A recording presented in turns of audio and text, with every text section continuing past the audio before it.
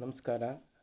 ಆತ್ಮೀಯ ಕ್ರೀಡಾಭಿಮಾನಿಗಳಿಗೆ ನನ್ನ ಅನಂತ ನಮಸ್ಕಾರಗಳು. ಹಾಗೆ ಕನ್ನಡ ಸ್ಪೋರ್ಟ್ ಚಾನೆಲಿನ ಮಾಲೀಕರಾದಂಥ ಸರ್ವಶ್ರೀ KRK ಆಚಾರ್ಯ ಸರ್ ಅವರಿಗೆ ನನ್ನ ನಮನಗಳು.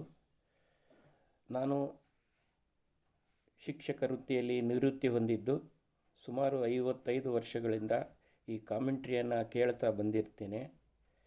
ಮೊದಲಿಗೆ ಕನ್ನಡ ಕಾಮೆಂಟ್ರಿ ಎಂಬತಕ್ಕಂಥದ್ದನ್ನು ನಾನು ಶಿವಮೊಗ್ಗದಲ್ಲಿ 1974-75ರಲ್ಲಿ ನಾಗರಾಜ್ ಅಂತ, ಕರ್ನಾಟಕ ಮತ್ತು ಕೇರಳ ಈ ಎರಡು ರಾಜ್ಯಗಳ ನಡುವೆ ನಡೆದಂಥ ಪ್ರಪ್ರಥಮ ಪಂದ್ಯದಲ್ಲಿ ನಾನು ಕನ್ನಡ ಕಾಮೆಂಟ್ರಿಯನ್ನು ನಾನು ಗಮನಿಸಿದ್ದೀನಿ.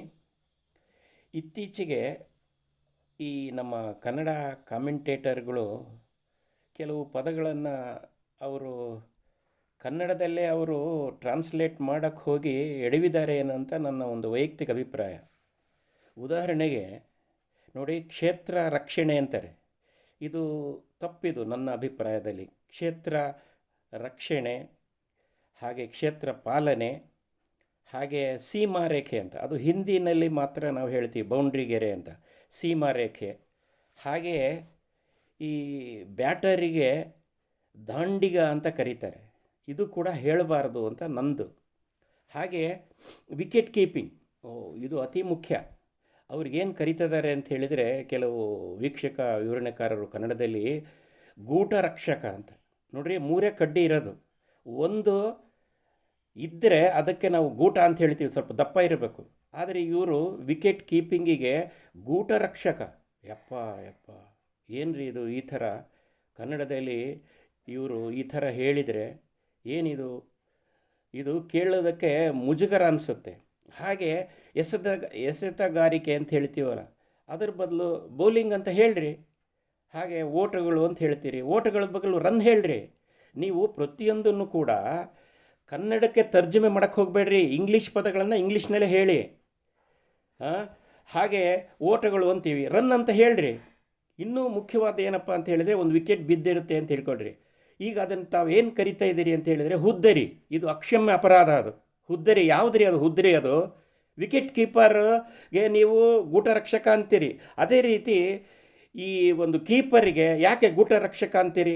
ನಾನು ಮೈಸೂರಿನಲ್ಲಿ ಯಾವುದೋ ಒಂದು ಪಂದ್ಯ ನೋಡಿದಾಗ ಗೂಟ ರಕ್ಷಕ ಪ್ರಶಸ್ತಿ ಪಡೆದಂಥದ್ದವರಿಗೆ ಅವರು ಕರೆದು ಬಹುಮಾನ ಕೊಟ್ಟರು. ನನಗೆ ಇದೇನಪ್ಪ ಇದು, ಏನು ಕೇಳ್ತಾ ಇದ್ದೀನಿ? ಹಾಗೆ ಸೀಮಾರೇಖೆ ಅಂತೀರಿ. ಯಾಕೆ ಬೌಂಡ್ರಿ ಅಂತ ಹೇಳಕ್ಕೆ ಬರಲ್ವಾ? ನೀವು ಇಂಗ್ಲೀಷ್ ಪದಗಳನ್ನು ಚೇಂಜ್ ಮಾಡಬಾರ್ದು, ಹಾಗೇ ಹೇಳಬೇಕು. ಕನ್ನಡದಲ್ಲಿ ಹೇಳ್ರಿ ಅಷ್ಟೇ. ಆದರೆ ಆ ಪೊಸಿಷನ್, ಈಗ ಉದಾಹರಣೆಗೆ ಓವರ್ ಅಂತೀವಿ, ನೀವು ಕನ್ನಡದಲ್ಲಿ ಹೇಳ್ರಿ. ಮತ್ತು ಏನದು ಓವರಿಗೆ ಏನು ಹೇಳ್ತೀರಿ ನೀವು ಕನ್ನಡದಲ್ಲಿ? ಮತ್ತು ಅದನ್ನು ಕೂಡ ಅವತರಣ ಮಾಡಿರಿ, ನೀವು ಟ್ರಾನ್ಸ್ಲೇಟ್ ಮಾಡಿರಿ. ಹಾಗೆ ಕ್ರೀಸಿಗೆ, ಇದು ಒಂದು ಅದ್ಭುತ. ನೀವು ಕೇಳುಗರಿಗೆ ಸೋಜಿಗೆ ಆಗ್ಬೋದು. ಈಗ ಕ್ರೀಸಿಗೆ ಹೊಸದಾಗಿ ಬಂದಿರ್ತಾನಲ್ಲ, ಅವನಿಗೆ ಕೆಲವು ಯೂಟ್ಯೂಬ್ನಲ್ಲಿ ನೋಡದೆ ಅವ್ರನ್ನೇನು ಹೇಳ್ತಾ ಇದ್ದಾರಪ್ಪ ಅಂತ ಹೇಳಿದರೆ, ಅವರನ್ನು ರಂಗಪ್ರವೇಶ, ಹಿಡ್ಕೊಳ್ರಿ. ಈಗ ಯಾವ ನಾಟಕ ಮಾಡೋಕ್ಕೆ ಬಂದಿದ್ದಾನೇನ್ರಿ ಅವನು? ರಂಗಪ್ರವೇಶ ಏನ್ರಿ ಇದು? ಇದನ್ನೇ 2022ರಲ್ಲಿ ಟ್ವೀಟ್ ಮಾಡಿದರು ಕನ್ನಡ ನಮ್ಮ ಏನು ಕಾಮೆಂಟೇಟರ್ ಇದ್ದಾರೆ ಕರ್ನಾಟಕ ರಾಜ್ಯದಲ್ಲಿ, ಶ್ರೀನಿವಾಸ ಮೂರ್ತಿ, ವಿಜಯ್ ಭಾರದ್ವಾಜ್, ಬಿ ಅಖಿಲ್, ಹಾಗೆ ಇನ್ನು ಸಾಕಷ್ಟು ಜನ ಇದ್ದಾರೆ. ಅವರಿಗೆ ಅವರು ಪ್ರಶ್ನೆ ಕೇಳಿದಾಗ ಅವರು ಉತ್ತರ ಹೇಳಿದ್ರು, ಇಲ್ಲ ಈ ಕನ್ನಡ ಪದಗಳೇ ಇಲ್ಲ ಅಂತ. ದಾಂಡಿಗ ಅಂತ ಹೇಳ್ತಾರಲ್ರಿ ಬ್ಯಾಟರಿಗೆ, ಬ್ಯಾಟರ್ ಅಂತಲೇ ಹೇಳ್ರಿ. ನಾವು ಹಿಂದೆ ಬ್ಯಾಟ್ಸ್ಮನ್ ಅಂತ ಹೇಳ್ತಿದ್ವಿ, ಈಗ ಚೇಂಜಸ್ ಆಗಿದೆ. ಈಗ ಬ್ಯಾಟರ್ ಅಂತ ಹೇಳ್ಬೇಕು ನಾವು. ಅದನ್ನು ನೀವು ದಾಂಡಿಗರು ಅಂತ ಹೇಳಿದರೆ. ಇತ್ತೀಚೆಗೆ ಕರ್ನಾಟಕ ರಾಜ್ಯದಲ್ಲಿ KSPL ಅಂತ ಒಂದು ಟೂರ್ನಿ ನಡೀತಲ್ಲ, ಅದ್ಭುತವಾಗಿ ಕ್ರಿಕೆಟ್ ಕಾಮೆಂಟ್ರಿಯನ್ನು ಮಾಡಿದ್ರು ಅವರು. ಅವರಿಗೆ ನಾನು 100ಕ್ಕೆ 100 ನಾನು ಅವರಿಗೆ ಬೇಷ್ ಅಂತ ಹೇಳ್ತೀನಿ. ಉತ್ತಮವಾದ ಒಂದು ವಿಶ್ಲೇಷಣೆ ಮಾಡಿದರು. ಯಾವ ರೀತಿ ಭರತ್ ಚಿಪ್ಲಿ ಇವರು ಹೇಳ್ತಾರಲ್ಲ, ಆ ಧಾಟಿನಲ್ಲಿ ಉತ್ತಮವಾಗಿ ಕಾಮೆಂಟ್ರಿಯನ್ನು ಮಾಡಿದರು. ಆ ಥರ ಕಲಿಬೇಕು ನೀವು. ಈ ಪದಗಳನ್ನು ಹೇಳಬೇಡ್ರಿ ನೀವು, ಇದು ಅಕ್ಷಮ ಅಪರಾಧ. ನಿಮಗೇನಾರ ತಪ್ಪಾಗಿದ್ದರೆ ನೀವು ತಜ್ಞರನ್ನು ಕೇಳ್ರಿ, ನಾನು ಹೇಳ್ತಿರೋದು ಸರಿನಾ ತಪ್ಪು ಅಂತ. ನೀವೆಲ್ಲರೂ ಅದನ್ನು ಅನುಸರಿಸ್ಬೇಡ್ರಿ. ಕನ್ನಡದಲ್ಲಿ ಹೇಳೋದನ್ನು ನೀವು ಅನುಸರಿಸ್ಬೇಡ್ರಿ. ಇಂಗ್ಲೀಷ್ ಟು ಇಂಗ್ಲೀಷ್ ಹೇಳ್ರಿ. ಈಗ ಇಂಗ್ಲೀಷ್ನಲ್ಲಿ ಅದ್ಭುತ ವೀಕ್ಷಕ ವಿವರಣೆಕಾರಿದ್ದಾರೆ ನಮ್ಮ ಕರ್ನಾಟಕದಲ್ಲಿ. ಅದರಲ್ಲೂ ವಿಶೇಷವಾಗಿ ನಮ್ಮ ಕರಾವಳಿಯ ಪ್ರದೇಶದಲ್ಲಿ ಸನ್ಮಾನ್ಯ ಸುರೇಶ್ ಭಟ್ರಿದ್ದಾರೆ, ಹಾಗೆ ಅರವಿಂದ್ ಇದ್ದಾರೆ. ಹಾಗೆ ನಾನು ಇತ್ತೀಚೆಗೆ ಶಿವಮೊಗ್ಗದಲ್ಲಿ ಯಾವುದೋ ಒಂದು ಟೂರ್ ನಡೀತು, ಯೂಟ್ಯೂಬ್ನಲ್ಲಿ ಗಮನಿಸಿದೆ. ಸತೀಶ್ ಸಾಲಿಯಾನ ಅಂತ ಅದ್ಭುತವಾಗಿ ಇಂಗ್ಲೀಷ್ನ ಬಗ್ಗೆ ನಾವು ಏನು ಹೇಳೋಕ್ಕಾಗಲ್ಲ, ಅವರು ಉತ್ತಮವಾಗಿ ಮಾಡ್ತಾರೆ. ಅದೇ ರೀತಿ ಹಿಂದಿನಲ್ಲಿ ನಮ್ಮ ಇಡೀ ಕರ್ನಾಟಕ ರಾಜ್ಯದಲ್ಲಿ ಭೇಷ್ ಅಂತ ಹೇಳಬೇಕು, ಅವರೇ ಅಜಯ್ ರಾಜ್ ಅಂತ. ನಾವು ಹಿಂದೆ ಸುಶೀಲ್ ಜೋಶಿ ಅಂತ ಅವ್ರನ್ನ ನಾವು ಜ್ಞಾಪಕ ಮಾಡಬೇಕಾಗತ್ತೆ.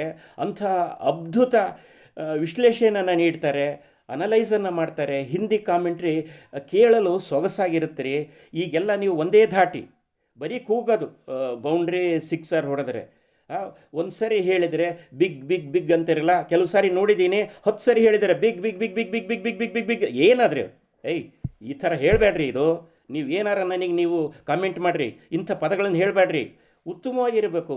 ತಾವು ಮಾತಾಡಿದ್ದನ್ನು ಕೇಳಿದರೆ ಆನಂದವಾಗಿರುತ್ತೆ ರೀ. ಅದೇ ರೀತಿ ನಮ್ಮ ಇಂಗ್ಲೀಷ್ನಲ್ಲಿ ಒಳ್ಳೆಯ ಹಿಂದೆ ವೀಕ್ಷಕ ವಿವರಣೆಕಾರ ಇದ್ದರು, ಇಂಗ್ಲೀಷ್ನಲ್ಲಿ ಆನಂದ್ ಸೆಟ್ಲ್ವಾಸ್ ಇದ್ದರು. ಅದೇ ನಮ್ಮ ಕರ್ನಾಟಕದಲ್ಲಿ RS ಕೃಷ್ಣಸ್ವಾಮಿ ಅಂತ, ಹಾಗೆ ಸುರೇಶ್ವರಯ್ಯ ಅಂತ ಅದ್ಭುತ ಅವರು ರೇಡಿಯೋ ಕಾಮೆಂಟ್ರಿಯನ್ನು ಮಾಡ್ತಾಯಿದ್ರು. ಹಾಗೆ ನಾವು ನರೋತ್ತಮ್ ಪುರಿ ಅಂತ ಅವರು ಇಂಗ್ಲೀಷ್ನಲ್ಲಿ ಅದ್ಭುತವಾದಂಥ ಒಂದು ಕ್ರಿಕೆಟ್ ವೀಕ್ಷಕ ವಿವರಣೆಯನ್ನು ನಾವು ಕೇಳಿ ಆನಂದಿಸಿದ್ದೀವಿ ರೀ. ಆ ಥರ ಆನಂದವಾಗಿರಬೇಕು. ನೀವು ಪದಗಳನ್ನು ಬಿಡ್ರಿ, ಓಟ್ಗಳಿಗೆ ಅವಕಾಶ ಮಾಡಿಕೊಡ್ತಾ ಇಲ್ಲ ರೀ. ಅದೆಂಗ್ರಿ ಅದು?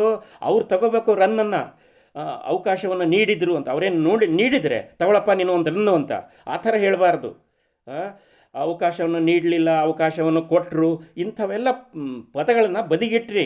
KSPL ನೀವು ಫಾಲೋ ಮಾಡಿರಿ. ಉತ್ತಮವಾಗಿ ಅವರು ಇಂಗ್ಲೀಷ್ನಲ್ಲಿ ಕೆಲವು ಪೊಸಿಷನನ್ನು ಹೇಳ್ಬೇಕ್ರಿ, ಇಂಗ್ಲೀಷ್ ಪೊಸಿಷನನ್ನು ಹೇಳಬೇಕು. ಈಗ ಇತ್ತೀಚೆಗೆ ರಿಚಿ ಪ್ಯಾನೆಟ್ ಅಂತ ಆಸ್ಟ್ರೇಲಿಯಾದಲ್ಲಿ ಒಬ್ಬ ಅದ್ಭುತ ವಿವರಣೆಕಾರ. ಹಾಗೆ ನಮ್ಮ ಇಡೀ ಭಾರತದಲ್ಲಿ ನನ್ನ ಪ್ರಕಾರ ಚಾರು ಶರ್ಮಾ ಅಂತ ಅದ್ಭುತ ಇಂಗ್ಲೀಷ್ ವೀಕ್ಷಕ ವಿವರಣೆಕಾರ, ಅದ್ಭುತವಾಗಿ ಹೇಳ್ತಾನೆ.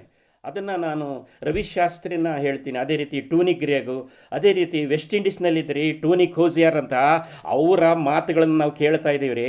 ನೀವು ಎಂಥರಿ ಅದು ಕನ್ನಡ ಪದಗಳು, ಅದನ್ನು ಹೇಳಬೇಡ್ರಿ. ನೀವು ಏನಾರು ಹೇಳ್ರಿ, ನೀವು ಏನಾರ ಬೈಕೊಳ್ರಿ, ಈ ಥರ ಇವನು ಹೇಳ್ತಾ ಇದ್ದಾನೆ ಅಂತ.